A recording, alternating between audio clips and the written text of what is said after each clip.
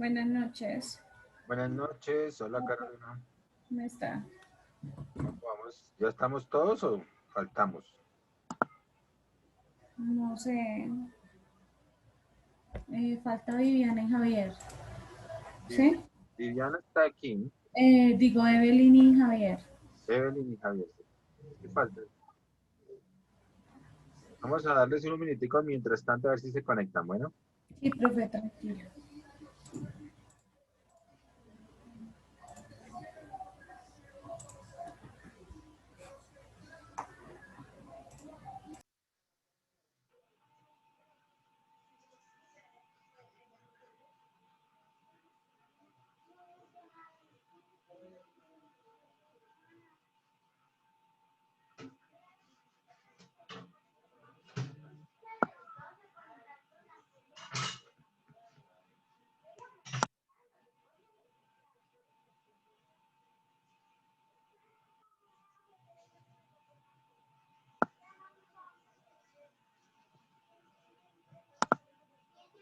Les pagará y se apresuran a retirar su dinero. Los bancos quieren restringirlas, creamos una buena plantilla para rastrear los movimientos económicos y así lograr que la economía funciona como una máquina simple. No obstante,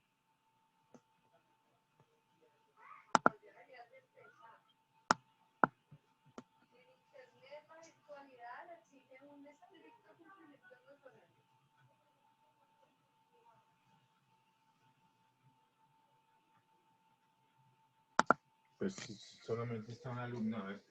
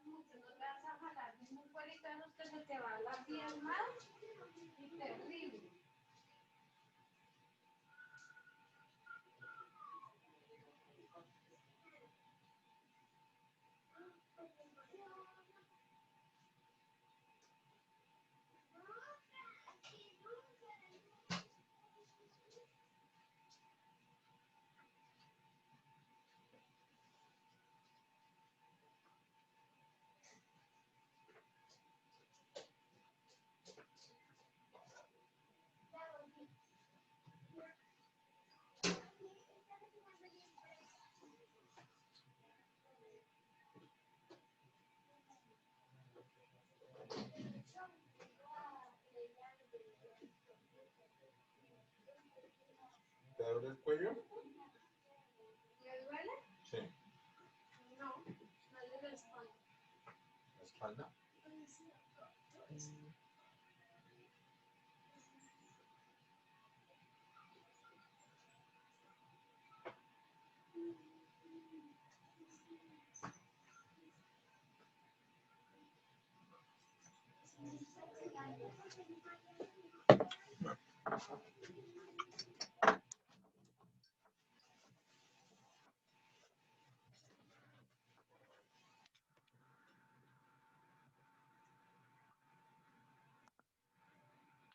Bueno, entonces Carolina y Viviana, buenas noches.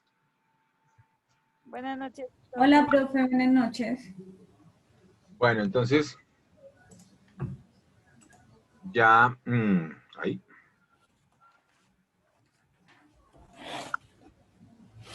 Vamos a arrancar. Carolina y Viviana Villalba.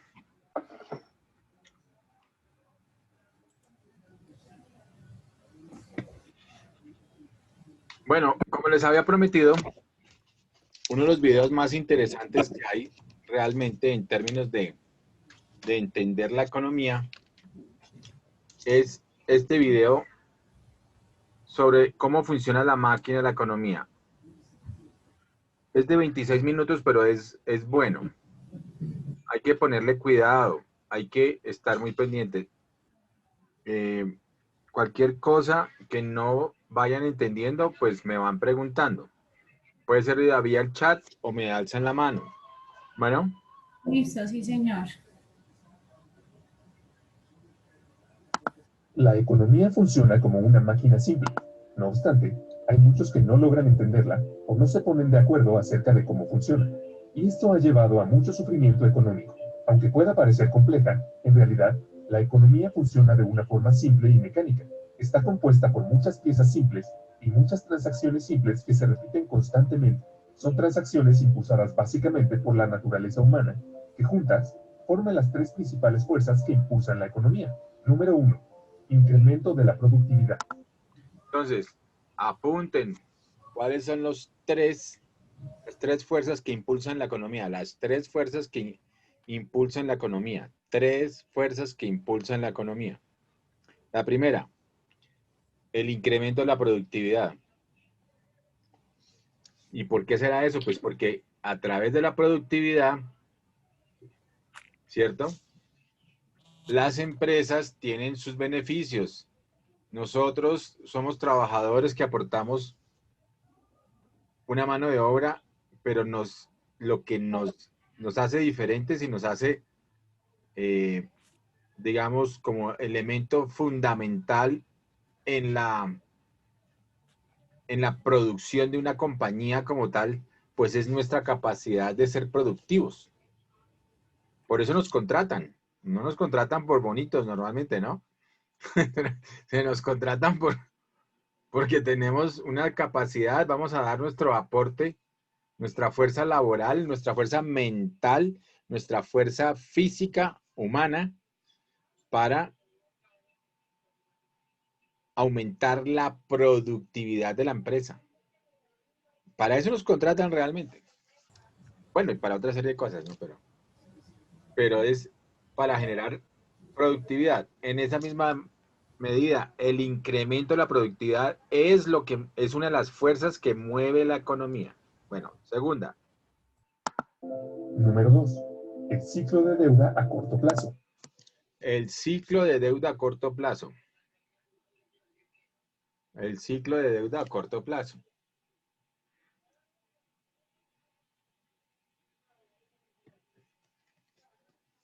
Y número 3. El ciclo de deuda a largo plazo.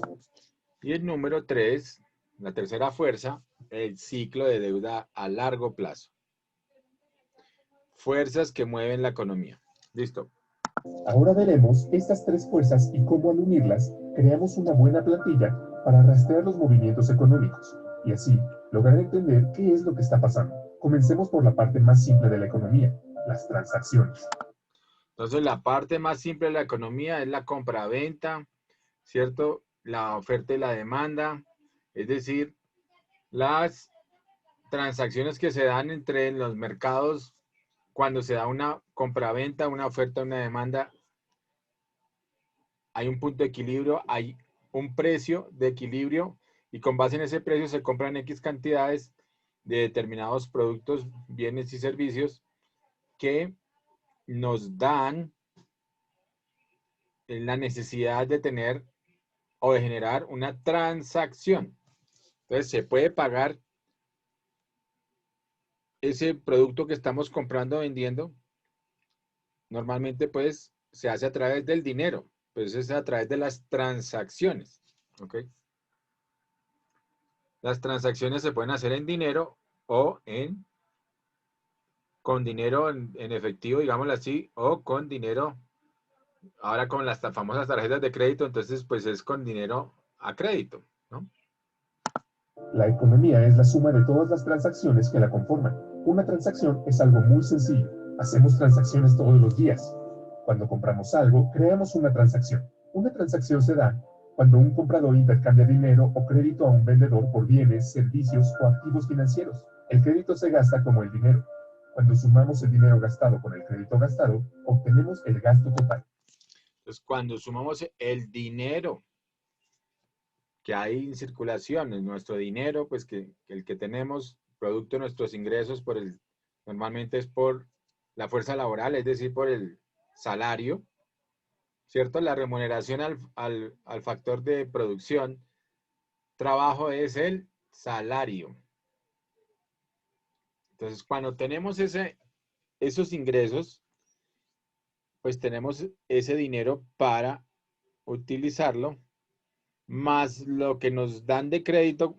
En ese caso, vamos a tomarlo en términos de la tarjeta de crédito, pero si no tenemos tarjeta de crédito, es el crédito que tenemos tomado tanto vía un crédito bancario y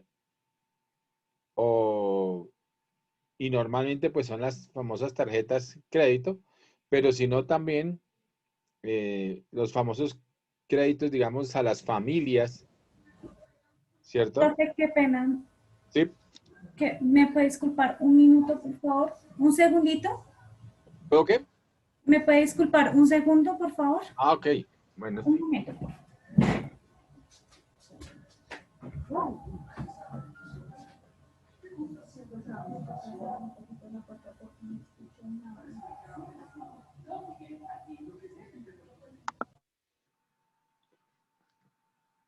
Viviana Villalba, ¿sí me estás escuchando? Sí, profe, no tengo activada la cámara porque voy de camino a la casa hasta ahora. Ya, profe, qué pena, ya. Es que... Hola, profesor, buenas noches. Hola a todos. Hola, Moto G7 Plus, Evelyn. Evelyn. Evelyn, ¿dónde está? ¿Ya llegaste a la casa? Sí, señor, apenas llegando. Ah, bueno. Vayan anotando. Ahí ya se ponen al día. Es que ya se nos hizo muy tarde y pues tenemos que proceder.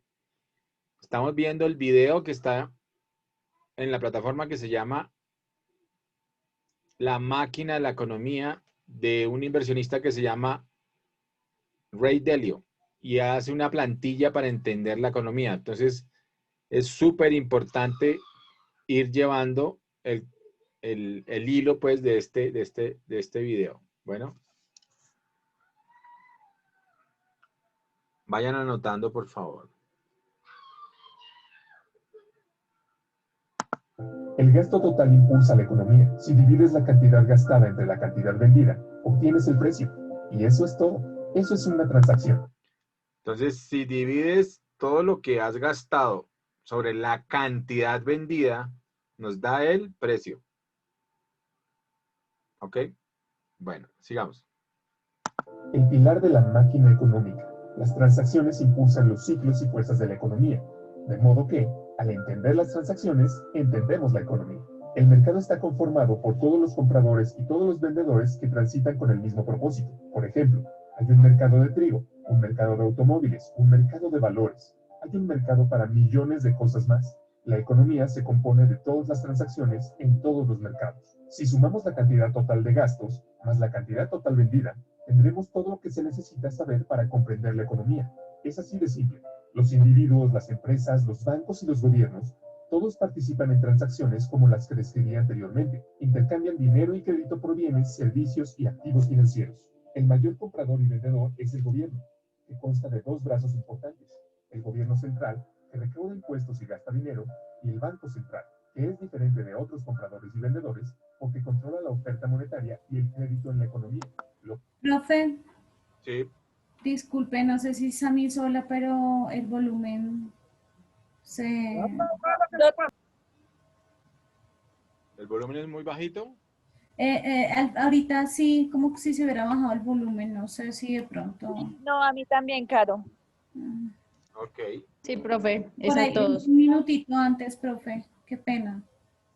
Profesor, qué pena, una cosa, es que resulta que me escribió Javier Sí. y en este momento él tiene el celular descargado y aún no ha llegado a su casa, ¿sí? Entonces que por esa razón no se ha conectado. Bueno, Ok.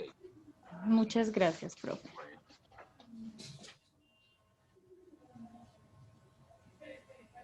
Listo, entonces seguimos. Ya ahí creo que ya subió un poquito el volumen. Un mercado de valores. Hay un mercado para millones de cosas más. La economía se compone de todas las transacciones en todos los mercados. La economía se compone de todas las transacciones en todos los mercados. Eso es así de lógico, ¿cierto? Bueno, entonces todas las transacciones son compra y venta de bienes y servicios en todos los mercados, incluidos los mercados financieros, los mercados de capitales. Cuando uno está haciendo un CDT, está comprando un título valor. Cuando uno presta plata y le hacen firmar un pagaré, está firmando un título valor. Que esa es la garantía, ¿no? Pagaré y carta de instrucciones en los créditos que hacen con el banco. Entonces, todo eso son papeles financieros, son transacciones. Todo está en función de las transacciones. Si sumamos la cantidad total de gastos más la cantidad total vendida, tendremos todo lo que se necesita saber para comprender la economía. Es así de simple.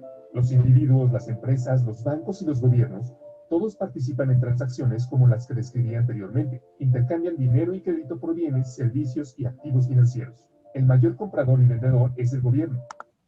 El mayor comprador y vendedor, naturalmente, es el gobierno. ¿Cierto? El gobierno, más que el gobierno, se llama el Estado, pero obviamente el gobierno es la cúpula dirigente que está al mando del Estado y del país por elección popular, ¿cierto? En temas democráticos o por elección de una asamblea en términos totalitarios.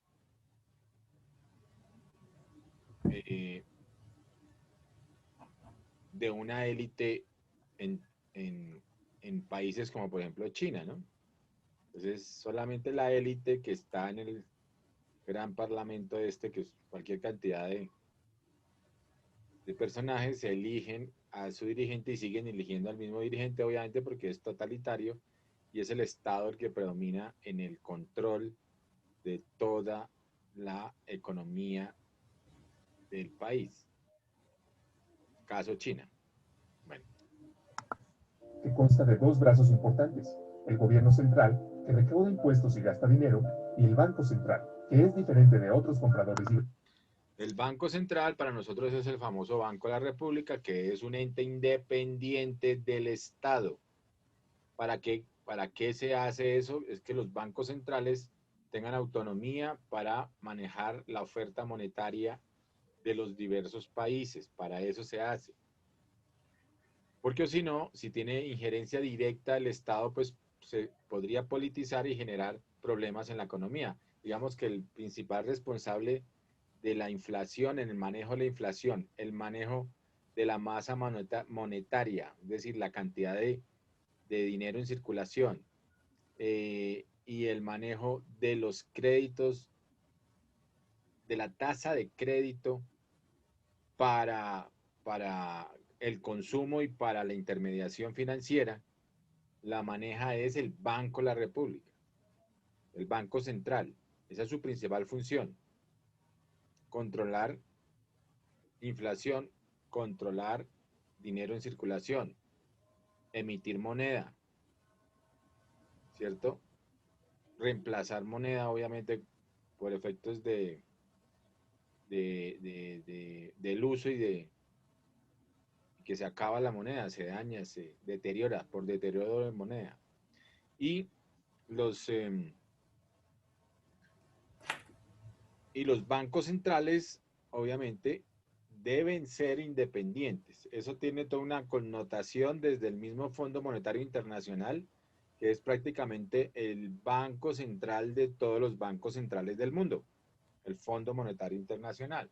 Entonces, el Fondo Monetario Internacional tiene unas pautas y entre las pautas que ha generado desde hace muchísimos años, desde que fueron creados, por allá en el 44, en 1944, en Bretton Woods, que hicieron toda esta serie de organismos para ayudar a, digamos, todas las economías del mundo desde aquella época y organizar las economías del mundo.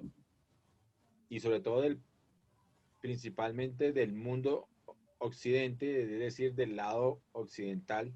Después ya el Fondo Monetario Internacional pues ha tenido injerencia a nivel mundial a través de la OMC, que es la Organización Mundial del Comercio, que es en inglés es WTO, es World Trade Organization, en la que ya están la mayoría de los países. China entró en el año 2000 al World Trade Organization. Entonces entró a ser parte de la Organización Mundial del Comercio en el 2000, por ende tiene toda una serie de connotaciones pertenecer a este organismo. Pero bueno, esos son temas, digamos así como del orbe macroeconómico mundial, de la geopolítica mundial. Y lo importante es tener en cuenta que a raíz de políticas del mismo Fondo Monetario Internacional, los países deben tener, los diferentes países que obviamente tienen créditos de deuda externa con el Fondo Monetario Internacional, los famosos créditos de los países, tienen por obligación que ser descentralizados, es decir, no pueden ser parte del gobierno. Vendedores porque controla la oferta monetaria y el crédito en la economía. Lo hacen influir en las tasas de interés e imprimir dinero nuevo. Por estas razones, como veremos, el Banco Central es un jugador importante en el flujo del crédito. Quiero que prestes atención al crédito. El crédito es la parte más importante de la economía y probablemente la menos entendida. Es la parte más importante porque es la parte más grande y la más volátil. Así como los compradores y vendedores van al mercado a realizar transacciones, los acreedores y prestatarios van allí con el mismo propósito. Los prestamistas generalmente quieren que su dinero se transforme en más dinero, y los prestatarios generalmente quieren algo que no pueden pagar, como una casa o un automóvil, o quieren invertir o iniciar algún tipo de negocio, por ejemplo. El crédito puede ayudar tanto a los prestamistas como a prestatarios a lograr sus objetivos. Los prestatarios se comprometen a devolver la cantidad de dinero prestada, llamada capital, más un porcentaje adicional, llamado interés. Cuando las tasas de interés son altas, las personas se endeudan menos. ¿Por qué? Entonces él le arranca diciendo que el crédito es tal vez la parte más importante de la economía, pero la menos comprendida. ¿Sí ves lo interesante de esa frase? El crédito lo es todo. El crédito se volvió la creación de dinero virtual, prácticamente es un crédito. La creación de ciclos económicos se da precisamente por el crédito. Por eso hay ciclos económicos en la economía. Por el crédito, hay un ciclo económico de largo y corto plazo, que son las fuerzas que mueven la economía, en conjunto con el incremento de la productividad. Esas son las tres fuerzas que mueven la economía. Entonces, el crédito está generando la posibilidad actual de comprar bienes y servicios, pero eso me genera en un futuro que tengo que dejar de consumir para pagar la deuda con los intereses, lo que me genera a menos que tuviera capacidad de ahorro dependiendo de mis ingresos. Pero si no, entonces me genera que tenga austeridad en el gasto en un futuro, y eso genera el ciclo de la economía descendente, ¿no? Visto desde el punto de vista como si yo manejara la economía, como si mi crédito fuera uno solo. Pero eso pasa pues a nivel global y obviamente depende de muchos factores los ciclos económicos, y ya vamos a ver también para que lo entiendan bien las 4 fases de los ciclos económicos. Pero bueno, sigamos aquí. El crédito encarece. Cuando las tasas de interés son bajas, las personas adquieren más créditos porque se vuelve barato. Cuando los prestatarios prometen pagar la deuda y los acreedores confían en ellos, en ese momento se crea el crédito. Cualquiera de las dos personas puede aceptar crear crédito de la nada. Parece simple, pero en realidad es complicado porque el crédito tiene nombres diferentes. Cuando el crédito es creado, se convierte en deuda. La deuda es un activo para prestamista, pero un pasivo para el prestatario. En el futuro, Cuando el prestatario devuelve el préstamo con todo e intereses, tanto el activo como el pasivo desaparecen y la transacción es saldada. Pero, ¿por qué el crédito es tan importante? Porque cuando un prestatario adquiere un crédito, puede incrementar sus gastos. Y recuerda, el gasto impulsa la economía. Porque el gasto de una persona es el ingreso de la otra. Piénsalo, cada dólar que gastamos lo gana otra persona. Y cada dólar que ganamos fue gastado por otra persona. De manera que cuando gastas más, alguien está ganando más. Cuando los ingresos de alguien aumentan, los prestadores están más dispuestos a prestarle dinero porque ahora son más confiables. Un prestatario digno de confianza cumple con dos características: la capacidad de pagar y una garantía. Tener grandes ganancias en relación a la deuda le permiten al prestatario poder pagar. En caso de no poder pagar, el prestatario tiene activos de valor que puede usar como garantía y pueden venderse. Es por ello que los prestamistas se sienten cómodos prestándole dinero. De esta manera, el incremento de ingresos permite tomar más préstamos y... Obviamente, en unos préstamos, pues hay garantías y en otros préstamos, digamos, hay colaterales que también generan garantía. Pero tradicionalmente, pues están las hipotecas, que eso es la garantía real de un bien inmueble, se llama hipoteca. Está la famosa prenda sin tenencia, por ejemplo, de los vehículos, ¿cierto? Cuando son financiados por alguna entidad financiera. Entonces le dicen, tiene que firmarme la prenda sin tenencia, es decir, hasta cuando no se libere el crédito, yo no le libero la prenda. Está la hipoteca también. Hipoteca en primer y segundo grado. Y está, obviamente, las garantías reales o las garantías, digamos, bueno, las garantías reales, pero también están las garantías en términos de papeles. Está, por ejemplo, los pagarés para formar ejecutivos. El pagaré con carta de instrucciones. Entonces, cuando usted lo que firma el famoso contrato de una tarjeta de crédito, lo que está firmando realmente es un pagaré. Que cuando no pague la tarjeta de crédito, ellos puedan montar un ejecutivo, demandarlo con ese pagaré y cobrarle el saldo de la deuda. O la deuda, pues, de la tarjeta de crédito. Entonces, documentos financieros hay cualquier cantidad, ¿no? Pues estaría la letra, el pagaré, el cheque. Hay muchos documentos, pues, que sirven como para las transacciones y para el movimiento financiero. Esto a su vez permite más gasto. Y como el gasto de una persona es el ingreso de otra, esto conduce a más préstamos y así sucesivamente. Esta fórmula se retroalimenta y conduce a un crecimiento económico. Es por eso que tenemos ciclos. En una transacción hay que dar algo para obtener algo a cambio. La cantidad obtenida depende de cuánto es producido. Con el tiempo aprendemos y ese conocimiento acumulado aumenta nuestro nivel de vida. Esto se conoce como crecimiento de la productividad. Crecimiento de la productividad, cuando ya aumenta nuestro nivel de vida también. Entonces tenemos crecimiento de la productividad por los mayores ingresos también que obtenemos. Los que son creativos y trabajan duro incrementan su productividad y su nivel de vida más rápido que aquellos que son complacientes y flojos. O sea, que quiere decir que el perezoso trabaja doble. No, mentiras. Lo que quiere decir es que obviamente, pues el que es más productivo, el que trabaja mucho más, pues va a tener más ingresos, ¿no? Sería la lógica. Aunque no necesariamente a corto plazo. La productividad es más importante a largo plazo. El crédito a corto plazo. Esto se debe a que el crecimiento de la productividad no fluctúa mucho. Es por ello que no es la fuerza que genera las fluctuaciones económicas. En cambio, la deuda sí lo es, porque la deuda permite gastar más de lo que se produce y nos obliga a consumir menos de lo que producimos cuando la reintegramos. Las fluctuaciones de la deuda ocurren en dos ciclos grandes, uno que dura alrededor de 5 a 8 años y el otro que dura alrededor de hasta 75 o 100 años.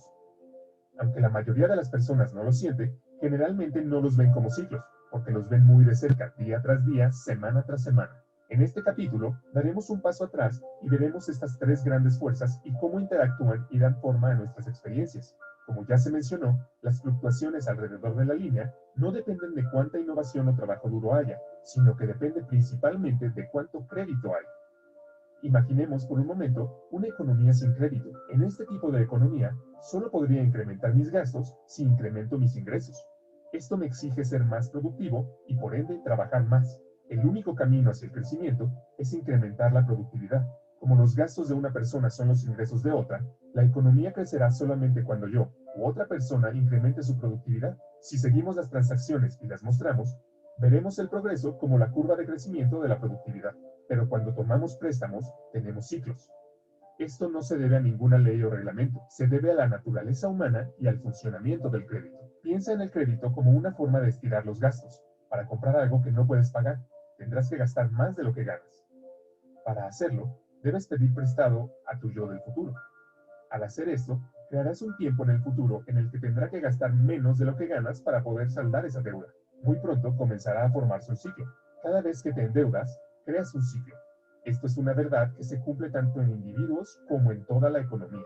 Es por eso que comprender el crédito es tan importante, porque pone en marcha una serie de sucesos futuros mecánicos y predecibles. Esto es lo que hace diferente al crédito del dinero. El dinero es aquello con lo que saldamos transacciones. Cuando compramos una cerveza en efectivo, la transacción es saldada de inmediato. Pero si la compramos con crédito, será como crear una cuenta en el bar. Estás diciendo que prometes pagarlo en el futuro. Juntos, tú y el barman crean un activo y un pasivo. Acabas de crear un crédito de la nada. Más tarde, cuando pagas la factura en el bar, desaparece el activo y el pasivo. La deuda es cancelada y se liquida la transacción. En realidad, la mayoría de lo que la gente llama dinero es crédito.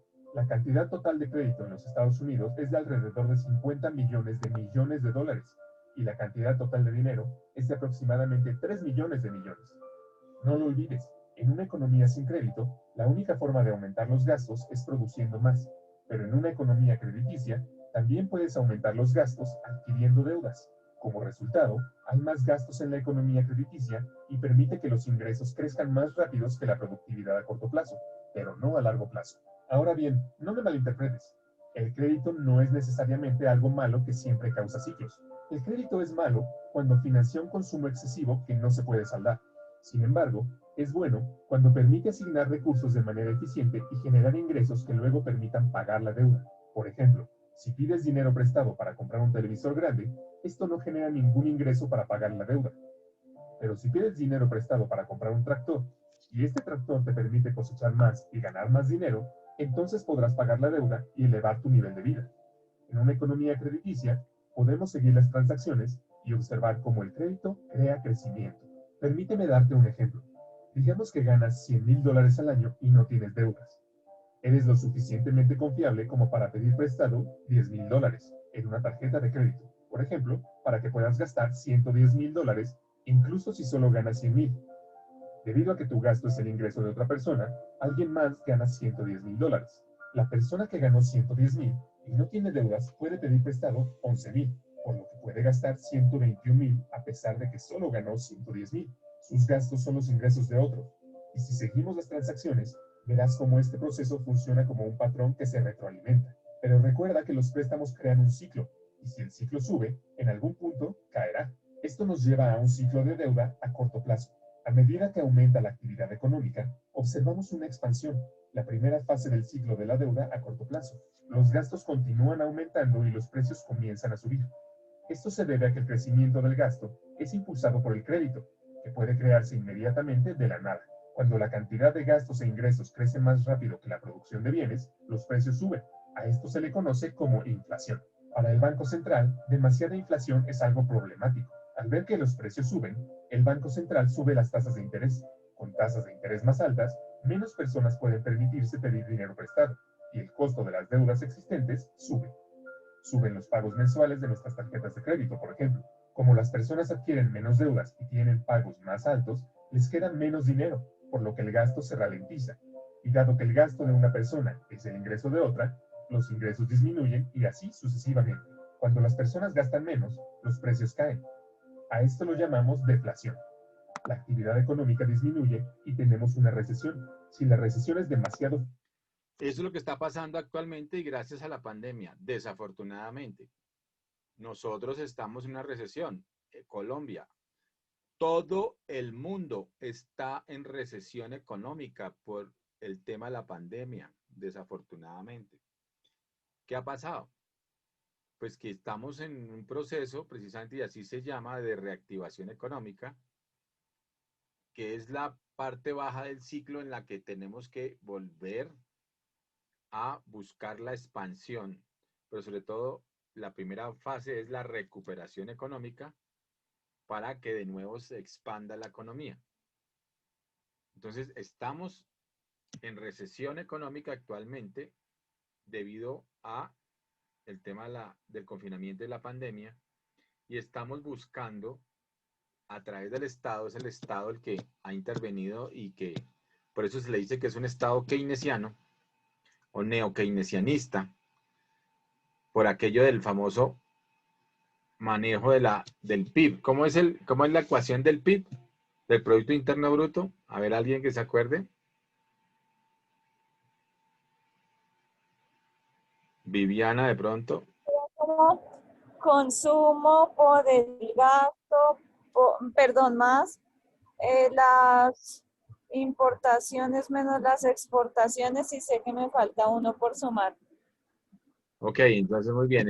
Producto Interno Bruto es igual a la demanda agregada, que es igual a el consumo más la inversión más el gasto público más las exportaciones menos las importaciones. Muy bien.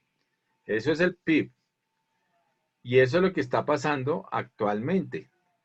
Entonces, como no tenemos consumo, baja demanda, entonces el PIB está negativo. Como no tenemos inversión por baja demanda, pues no hay oferta, hay pérdida de la inversión y del crecimiento empresarial. Entonces tenemos esas empresas quebrándose, empresas saliendo del mercado. Entonces tenemos procesos precisamente destructivos de empresas, procesos destructivos de inversión, ¿cierto? En términos, digamos, financieros lo llamarían uno desinversiones, y las desinversiones pues son negativas. El gasto público pues es lo que sí está tratando de jalonar, obviamente, pero tenemos un déficit muy grande fiscal y tenemos un déficit muy grande de cuenta corriente y de cuenta, digamos, de endeudamiento externo. Entonces el endeudamiento externo, ¿cierto? La deuda externa del país es muy grande y puede estar llegando inclusive al 66% del Producto Interno Bruto, que eso es una barbaridad. Lo que se llama la famosa regla fiscal, que es que el endeudamiento externo no debe superar del 30% del PIB, pues nosotros ya lo tenemos totalmente perdida la regla fiscal, ¿no? El tema de la regla fiscal estamos gravísimos. Inclusive podemos llegar casi al 70% a final del año de endeudamiento externo. Eso es muy alto.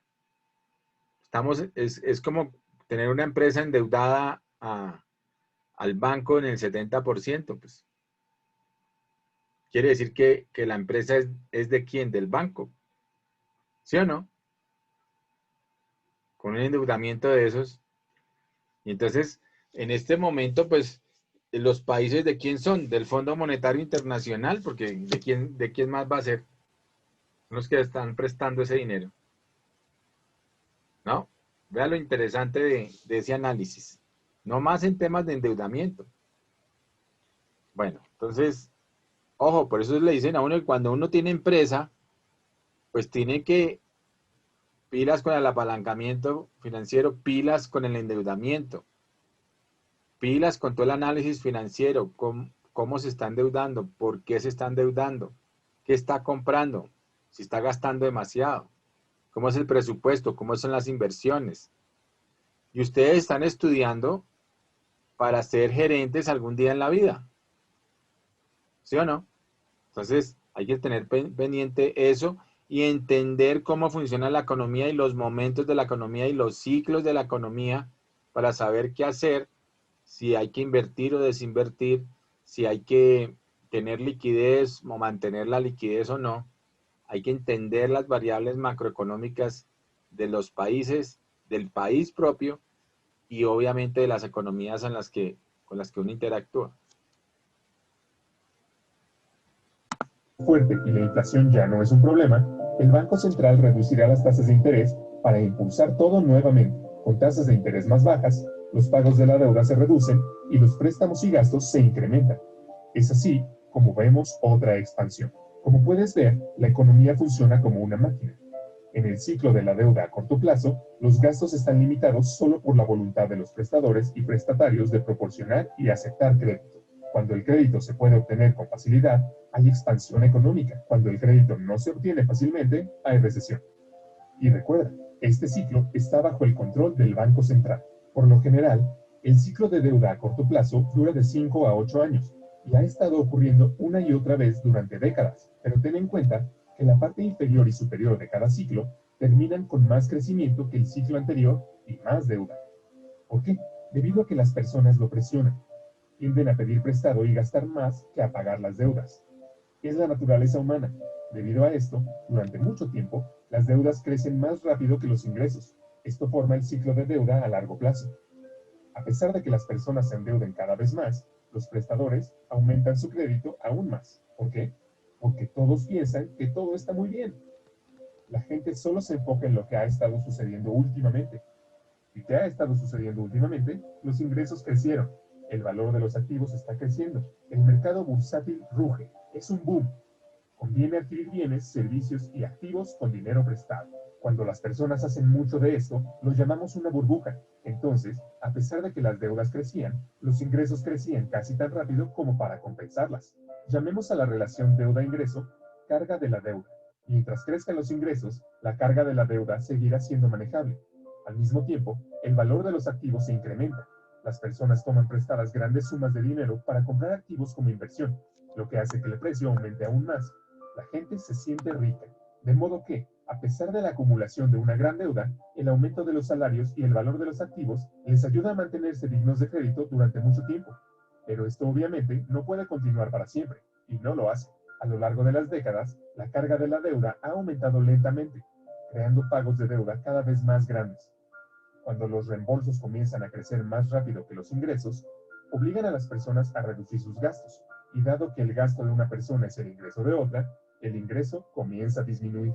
Esto hace que las personas se vuelvan menos dignas de crédito, lo que provoca una disminución en los préstamos. Los pagos de deuda continúan creciendo, causando una caída en los gastos, y el ciclo se revierte. Este es el pico de la deuda a largo plazo. La carga de la deuda simplemente se ha vuelto demasiado grande. En los Estados Unidos, Europa y en la mayoría de los países del resto del mundo, esto sucedió en 2008. Sucedió por la misma razón que en Japón en 1989 y en los Estados Unidos en 1929. La economía comienza a desapalancarse.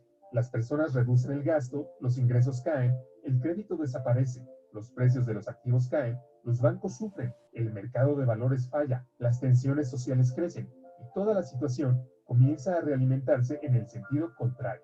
A medida que los ingresos disminuyen y los pagos de la deuda aumentan, también lo hacen los prestatarios, quienes dejan de ser dignos de crédito. El crédito se agota y los prestatarios ya no pueden pedir prestado suficiente dinero para pagar deudas. Para llenar este vacío, los prestatarios se ven obligados a vender sus activos. La prisa por vender activos abrumará al mercado, la bolsa colapsa, el mercado inmobiliario se hunde y a los bancos se les complican las cosas. A medida que los precios de los activos caen, el valor de la garantía de los prestatarios cae también, haciéndolos aún menos dignos de crédito. La gente se siente pobre, el crédito desaparece rápidamente, el gasto cae, los ingresos caen, la riqueza se reduce el crédito y así sucesivamente. Es un ciclo vicioso, parece una recesión, pero la diferencia es que las tasas de interés no pueden reducirse para salvar la situación. En una recesión, la reducción de las tasas de interés actúa como un estímulo para los préstamos. Sin embargo, en un desapalancamiento, bajar las tasas de interés no funciona, porque las tasas de interés ya son muy bajas y pronto alcanzarán el 0%, por lo que la estimulación termina. Las tasas de interés en los Estados Unidos alcanzaron el 0% durante el desapalancamiento de la década de 1930 y luego, nuevamente en 2008. La diferencia entre una recesión y un desapalancamiento es que la carga de la deuda de los prestatarios se ha vuelto demasiado grande y no puede reducirse bajando las tasas de interés. Los acreedores se dan cuenta de que las deudas se han vuelto demasiado grandes para pagarlas. Los deudores han perdido la capacidad de pago y sus garantías perdieron valor. Se sienten paralizados por la deuda. Ya no quieren más. Los prestamistas dejan de prestar. Los prestatarios dejan de endeudarse. La economía se vuelve indigna del crédito, como si fuera una persona. Entonces, ¿qué haces con el desapalancamiento? El problema es que las cargas de la deuda son demasiado altas y deben bajar. Hay 4 formas de que esto pueda suceder. 1. Las personas, las empresas y los gobiernos reducen el gasto. 2. Las deudas se reducen mediante moratorias y reestructuración. Eso es lo que está pasando en este momento. La mayoría de los bancos están con procesos de moratoria y de reestructuración. En la mayoría de los bancos colombianos.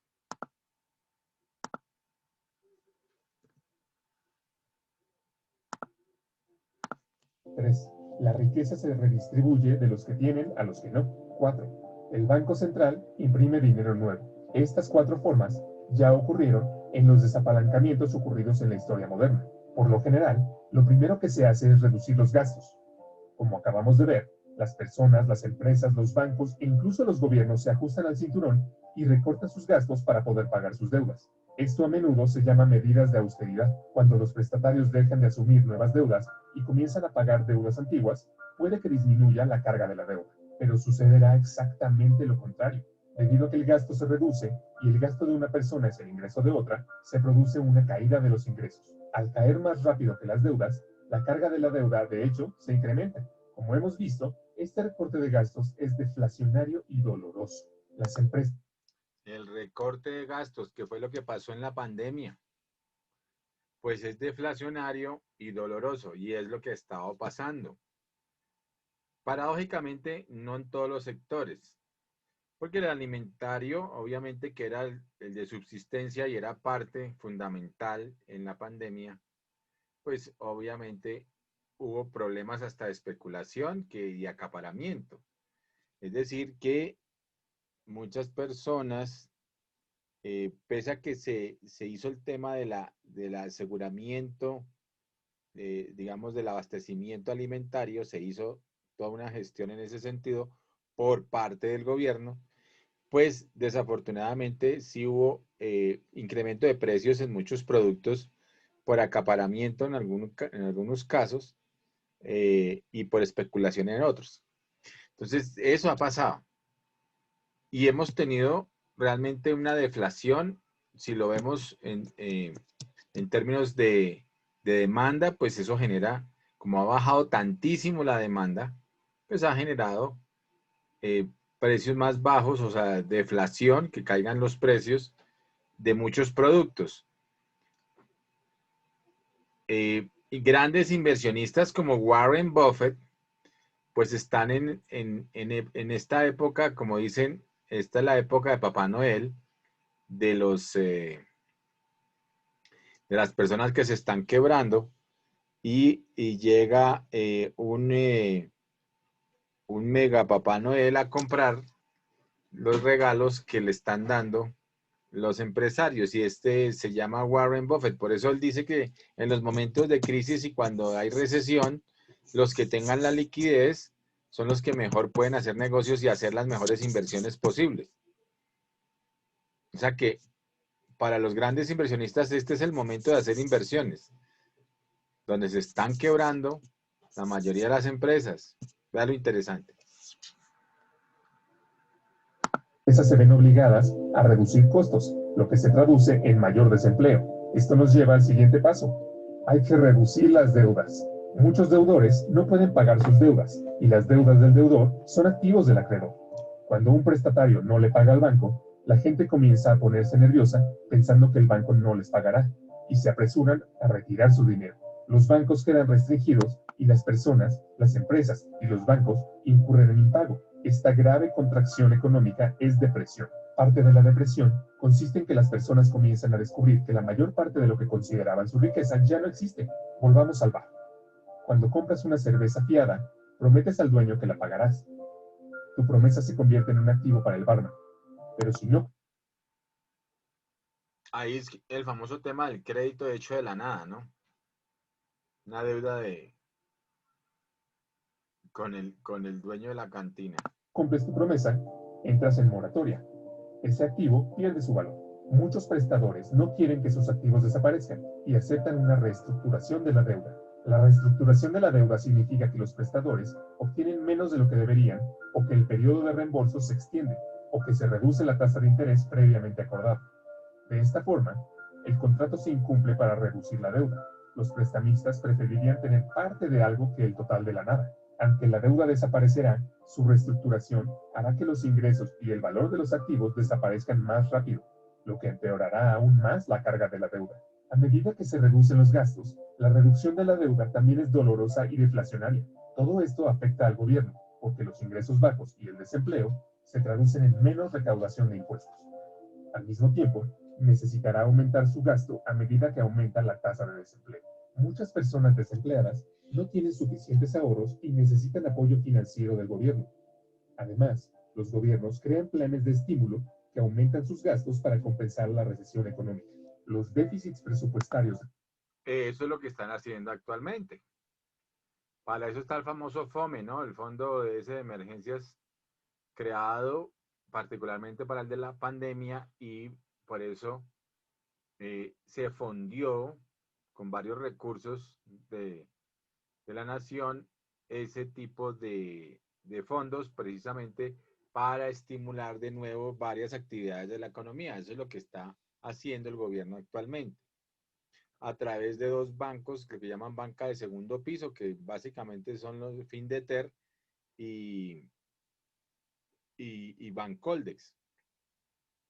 Son bancas de segundo piso para colocación de dineros a la banca de primer piso, pero en función de ciertos sectores de la economía. Por eso los centralizan. Eso también viene detrás un COMPES, normalmente el COMPES, pero en este caso son fondos dirigidos efectivamente para mejorar y reactivar la economía. Reactivación de economía. Estamos en plena época de reactivación de economía. Por eso le dieron vía libre primero a algunos sectores, como la construcción. Ese fue de los primeros. Los de manufactura. Después salieron los de comercio. El comercio pudo volver a entrar a la economía para que se reactive la economía como debe ser, ¿no? Entonces, esos estímulos obviamente los está haciendo el gobierno y está invirtiendo en ese tipo de reactivaciones en ciertos sectores de la economía. Habría que ver qué políticas, por ejemplo, va a implementar para reactivar el sector hotelero y el sector de turismo como tal, ¿no? Que es que ese es el más golpeado en esta pandemia. El gobierno explotan en esta etapa porque gastan más de lo que recaudan. Esto es lo que sucede cuando escuchas sobre el déficit presupuestario en las noticias. Para financiar sus déficits, los gobiernos deben aumentar los impuestos o pedir dinero prestado, pero con la disminución de los ingresos y el alto desempleo, ¿de quién saldrá el dinero? De los ricos. Como los gobiernos necesitan más dinero y la riqueza está fuertemente concentrada en manos de un pequeño número de personas, los gobiernos aumentarán naturalmente los impuestos a los ricos, lo que facilitaría una redistribución de la riqueza en la economía, desde los que tienen a los que no tienen. Los que no tienen, los que sufren, comienzan a odiar a los que sí tienen, los ricos. Los ricos, que están presionados por una economía débil, la caída de los precios de los activos e impuestos más altos, comienzan a odiar a los que no tienen. Si la crisis persiste, podría haber un estallido social. Las tensiones no solo crecen dentro de los países, sino que también pueden crecer entre países. Bueno, eso se está dando, ¿no? El vandalismo y eso puede ser parte de una problemática de lo que está pasando, aunque pues en temas de la economía también eso exalta bastante la tranquilidad pues de la gente, la pérdida de empleo. Hemos tenido unas tasas de desempleo muy altas. En Bogotá está en el 29%, una cosa muy alta.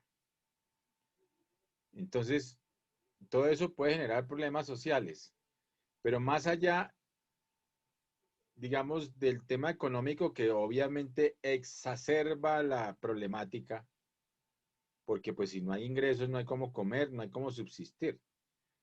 Pues viene una problemática política en Colombia de la polarización precisamente de las dos cabezas más grandes del socialismo y del capitalismo, digámoslo así, representativos en lo que llaman la extrema derecha y la extrema izquierda. Estamos polarizados totalmente, políticamente hablando. Entonces, genera, obviamente, ese llamado, pero esos disturbios se han comprobado que son, ese vandalismo y todo ese tema fue patrocinado y llamado por la extrema izquierda colombiana en términos de las FARC, del ELN y del señor Petro, desafortunadamente con sus trinos incendiarios, pues entonces genera obviamente esta situación. ¿Sí? Pues entonces es un tema ya de política, está politizado el tema y se aprovechan de cualquier cosa para generar un mal ambiente al gobierno, para desprestigiarlo y obviamente es un tema de poder en las próximas elecciones ser una opción más viable para llegar al poder. Eso es lo que están haciendo realmente. Bueno, estrategias de poder es eso.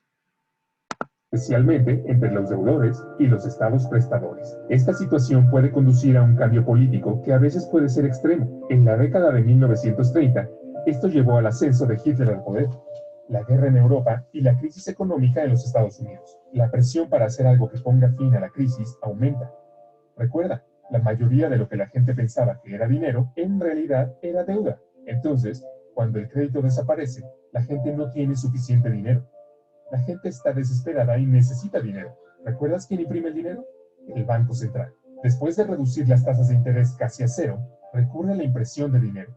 A diferencia de los recortes de gastos, la reducción de la deuda y la redistribución de la riqueza, la impresión de dinero es estimulante, pero es la causa de la inflación. Inevitablemente, el Banco Central imprime dinero nuevo, de la nada, y lo usa para comprar activos financieros y bonos del gobierno. Esto sucedió en los Estados Unidos durante la Gran Depresión y nuevamente en 2008, cuando el Banco Central de los Estados Unidos, la Reserva Federal, imprimió más de 2 millones de dólares. Otros bancos centrales de todo el mundo que podían también imprimieron mucho dinero. Al comprar activos con este dinero, ayudan a impulsar sus precios, haciendo que la gente fuera más digna de crédito. Sin embargo, esto solo ayuda a quienes poseen activos financieros. Como puedes ver, el Banco Central puede imprimir dinero para comprar activos financieros. Por otro lado, el gobierno central puede comprar bienes y servicios y poner dinero en manos de la gente, pero no puede imprimir dinero. Así que para estimular la economía, ambos deben cooperar. Al comprar bonos del gobierno, el Banco Central esencialmente presta dinero al gobierno, lo que le permite tener un déficit y aumentar el gasto en bienes y servicios a través de sus programas de estímulo y beneficios de desempleo. Esto Y beneficios de desempleo o compra de títulos valores. Son las famosas compras que está haciendo el gobierno de los TES, ¿no? De los títulos de tesorería. Que está haciendo el Banco de la República, precisamente. El Banco de la República también está apoyando, digamos, el endeudamiento interno, pero pues del endeudamiento vía los papeles financieros como los TES. Son títulos emitidos por el Estado a través del Ministerio de Hacienda. Títulos de tesorería se llaman. aumenta los ingresos de las personas, al igual que aumenta la deuda del gobierno. Sin embargo, esto reducirá la carga general de la deuda de la economía. Es un periodo muy arriesgado. Los políticos necesitan equilibrar estas 4 formas a medida que cae la carga de la deuda. Los métodos deflacionarios deben equilibrarse con los inflacionarios para mantener la estabilidad. Si esto se equilibra adecuadamente, se produce un desapalancamiento hermoso. Y es que un desapalancamiento puede ser feo o hermoso. ¿Cómo puede ser hermoso? Aunque el desapalancamiento es una situación muy difícil, manejar una situación muy difícil de la mejor manera posible resulta hermoso. Mucho más hermoso que la frase de apalancamiento excesivo, desequilibrado e impulsado por la deuda. El crecimiento económico real es positivo y la inflación. En un desapalancamiento, Las deudas se reducen a una relación a los ingresos. El crecimiento económico real es positivo y la inflación no es un problema.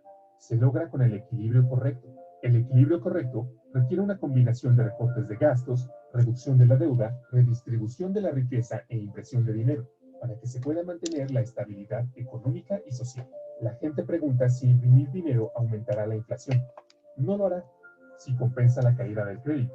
Recuerda, depende del gasto. $1 gastado en dinero tiene el mismo valor que $1 gastado en crédito. Al imprimir dinero, el Banco Central puede reemplazar la pérdida de crédito al aumentar la cantidad de dinero. Para cambiar las cosas, el Banco Central no solo necesita impulsar el crecimiento de los ingresos, sino también lograr que la tasa de crecimiento de los ingresos sea más alta que la tasa de interés de la deuda acumulada. ¿Qué quiero decir? En pocas palabras, los ingresos deben crecer más rápido que la deuda. Por ejemplo, supongamos que un país en desapalancamiento tiene una relación deuda-ingreso del 100%. Esto significa que la cantidad de deuda que tiene un país es la misma que la cantidad de ingresos que tiene en un año. Ahora veamos la tasa de interés de esa deuda. Digamos que es de un 2%.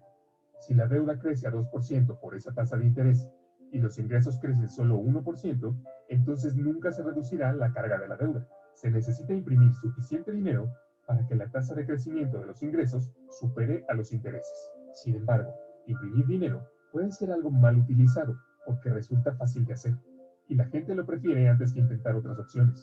La clave es evitar imprimir demasiado dinero y causar una tasa de inflación inaceptablemente alta, como lo hizo Alemania durante su desapalancamiento en el año 1920. Si los políticos logran el equilibrio correcto, el desapalancamiento no resulta tan dramático. El crecimiento es lento, pero la carga de la deuda se reduce. Ese es un desapalancamiento hermoso. A medida que crecen los ingresos, los prestatarios se vuelven más dignos de crédito. Y a medida que los prestatarios se vuelven más confiables, los prestamistas comienzan a pedir dinero prestado nuevamente. La carga de la deuda finalmente comienza a caer. Debido a que pueden pedir dinero prestado, las personas comienzan a gastar más. Eventualmente, la economía comenzará a crecer nuevamente, conduciendo a la fase de reflación del ciclo de la deuda a largo plazo. Aunque el proceso de desapalancamiento puede ser terrible si se maneja mal, si se resuelve bien, se resuelve el problema. Se tarda aproximadamente una década o más para que la carga de la deuda caiga y la actividad económica vuelva a la normalidad. De ahí el término década perdida. En conclusión, por supuesto, la economía es un poco más complicada de lo que muestra esta plantilla. Sin embargo, superponer el ciclo de la deuda a corto plazo por encima del ciclo de la deuda a largo plazo y luego superponer ambos ciclos por encima de la curva de crecimiento de la productividad nos da una plantilla razonablemente buena para que nos muestre dónde hemos estado, dónde estamos ahora y a dónde es más probable que lleguemos. En resumen, hay 3 reglas principales que me gustaría resaltar. Primero, no permitas que la deuda crezca más. Entonces, anoten esas 3 conclusiones. Son 3 conclusiones muy importantes. Primero, la clave, pues, para manejar la economía, ¿no? Dice Ray Dalio, pues, es que no se permita que la deuda crezca más rápido que los ingresos. O sea, no permitir que la deuda crezca más rápido que los ingresos. Entonces, ¿cómo crecen nuestros ingresos? Vía la productividad. Entonces, tenemos que ser muy productivos como para ser equilibrados con base en la deuda.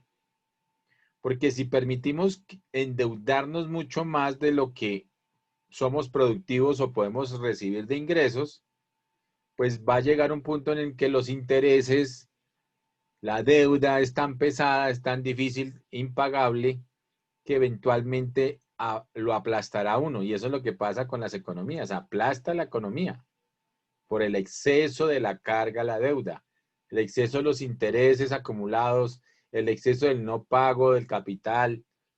Todo eso acumula problemáticas al sector financiero y cuando se desploma el sector financiero, pues ahí sí que genera un problema más grave en la economía.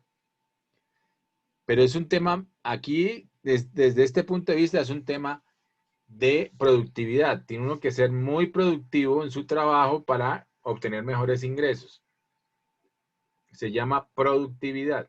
La clave aquí es no permitir que la deuda crezca más rápido que los ingresos, siendo más productivo, porque la carga de su deuda eventualmente lo aplastará. O sea, está bien tomar créditos, Pero ojo también con los créditos de consumo.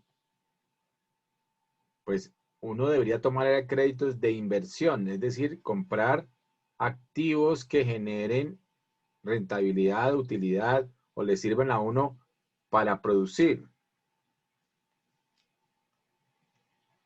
Cuando uno solo compra, cuando uno utiliza la tarjeta de crédito, pues para consumir y gastar, ahí está generando un ciclo de deuda de corto plazo, pero lo que tendría que ser clave es que usted sea más productivo de lo que se está endeudando. Si no es productivo, va a generar problemas en la carga de la deuda. Más rápido que los ingresos, porque la carga de tu deuda eventualmente te aplastará. Segundo, no permitas que los ingresos crezcan más rápido que la... Ahí hay otro tema interesante. No permita que los ingresos crezcan más rápido que la productividad, porque eventualmente se volverá poco competitivo. ¿Qué querría decir eso? Cuando los ingresos crecen más rápido que la productividad, hay lo que se llama la famosa burbuja económica.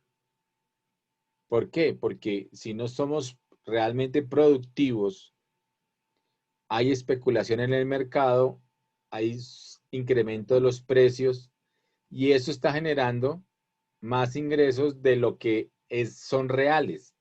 O sea, se está generando una burbuja. Ingresos que no son reales. Ingresos de momento. ¿Cierto? Del famoso boom de la economía. Y eso termina reventándose. Y lo más grave de eso es porque eventualmente pues se volverá poco competitivo y saldrá del mercado. O sea, lo que pasa es que se acaban las empresas. Porque eventualmente se volverá poco competitivo y sale de las empresas. Y salen las empresas, se quiebran las empresas. Entonces, la clave de nuevo aquí es la productividad, ser más productivos que inclusive los ingresos. Bueno.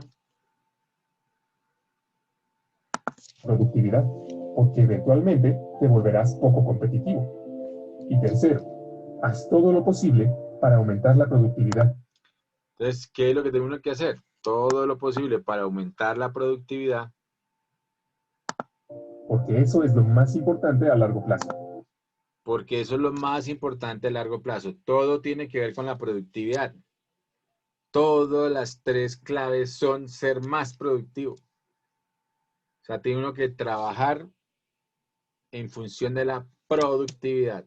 Esa es la clave para que la economía se equilibre y las economías propias se equilibren. Ok, bueno, Carolina ya tiene sueño y Moto 7 también. Evelyn, profe. Evelyn, ves, tienes que cambiarle ese nombre a Moto 7. Y Viviana también, no se ha conectado todavía Viviana. Vivis, Viviana, no te oigo. Bueno, entonces, vean lo interesante de esto. Van a tener esta... Sí, profe, acá estoy. Van a tener esta tarea para el lunes, Van a hacer lo siguiente. Primero que todo, un resumen de este video. Segundo, hacen un mapa mental de este video. Pero primero tienen que hacer el resumen. Y tercero, me van a dar una conclusión, pero de ustedes diferente a las que están ahí, sobre cómo se mueve la economía. Una conclusión propia. ¿Cuál sería la clave en la economía? Después del análisis y después del mapa, me dan su conclusión.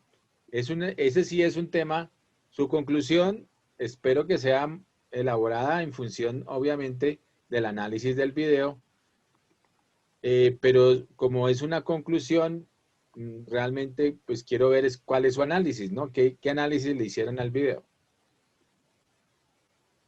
¿Es la conclusión de qué, profe? ¿Conclusión de cómo funciona la economía? La conclusión, su propia conclusión de cuál es la clave de cómo funciona la economía. ¿Sí?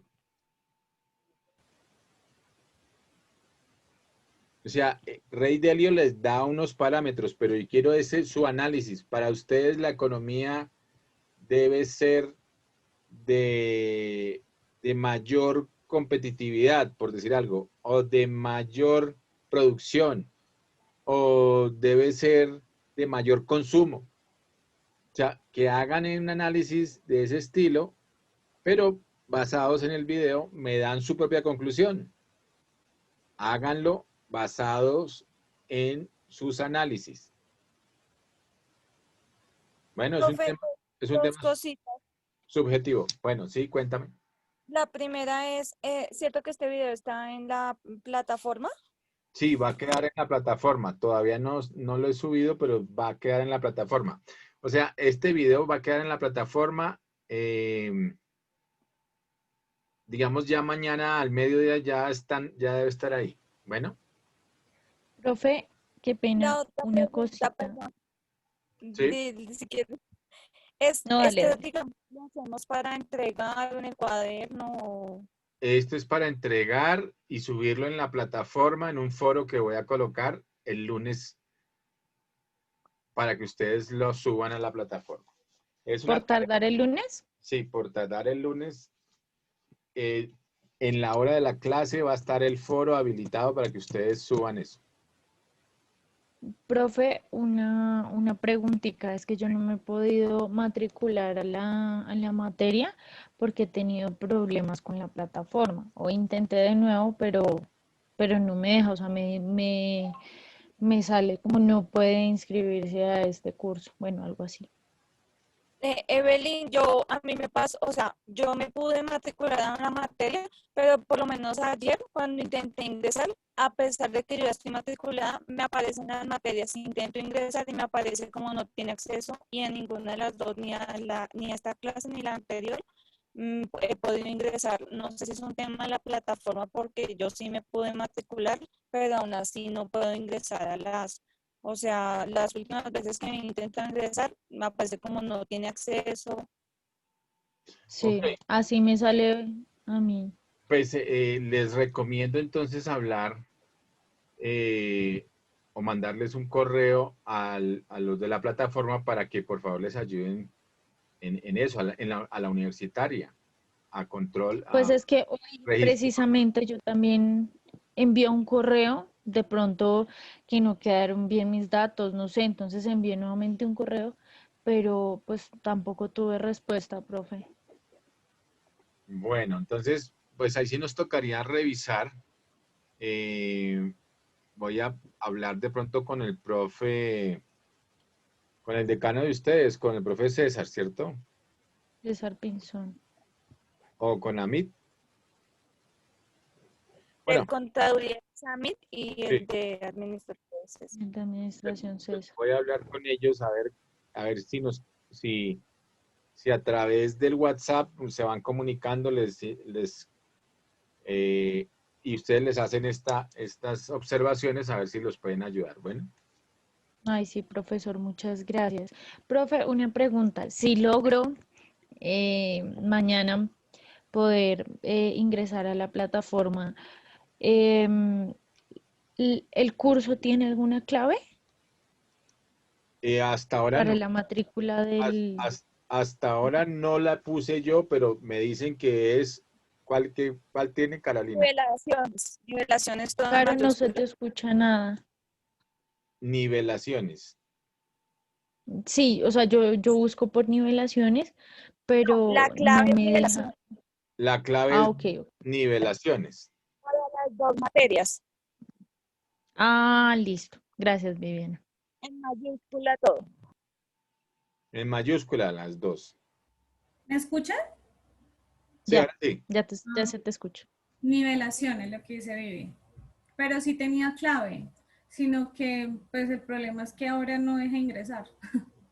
Y dice que no estamos autorizados Sí, para matricularnos en esa materia, pero yo sí me matriculé en nivelaciones, en nivelación en la materia y dice nivelaciones la contraseña para ingresar, pero ahora hoy iba a ingresar y ya no dejaba. Por eso, si a las 3 no las ha dejado ingresar y se habían podido matricular 2, pues quiere decir que es un problema de la plataforma. Entonces, Sí, nos vamos a comunicar por WhatsApp para que el profe César les ayude a ese tema. Bueno, listo, profe. listo. listo, profesor. Profe, qué pena. Y de pronto alguna posibilidad de enviar el link del video por el WhatsApp por si no podemos conectarnos. Sí, claro que sí. Eso lo voy a hacer más bien. Bueno, Para estar más seguros. para estar más seguros. Listo. Entonces, niñas, dejamos ahí ya que Carolina está almorzando y comiendo. Tengo hambre. Tiene hambre. Y entonces nos vemos el lunes. Hagan bien chévere esa tarea. Les iba a proponer que fueran de a 2, pero como no son sino 3, toca individual. No, profe, somos 4, pero es que mi Por compañero eso, no pudo con asistir. mayor veras. Bueno, niños, niñas, son solo niñas hoy. Entonces nos vemos. Muchas Gracias, gracias, profe, lo profesor. mismo. Que descansen. Feliz Muchas noche. gracias. Gracias. Bueno, chao. Todo